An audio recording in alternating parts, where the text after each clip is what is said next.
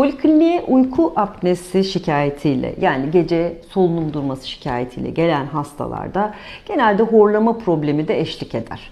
Bu sosyal anlamda hastaların partnerleriyle yaşadıkları bir sıkıntıya dönüşür. Gece uyku kaliteleri bozulur, partnerini rahatsız etmemek için sık sık uyanmaya başlar ya da partneri zaten onu terk eder, uzaklaşır, uzak bir yerde uyur. Bu onların ilişkisinde bile büyük bir problemdir. Tabii bu sorunu çözmek için sorunun kaynağına odaklanmak lazım. Hastada neden uyku apnesi oluyor? Sorun gerçekten zaten santral bir problemse onun çözümü daha önce de anlattık videolarımızda CPAP ya da BiPAP dediğimiz basınçlı oksijen veren cihazlar.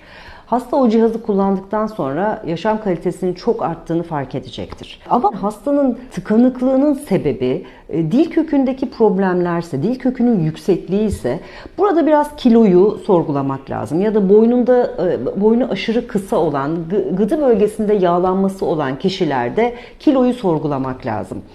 Kilo vermek çünkü bütün sorunları ortadan kaldırabilir.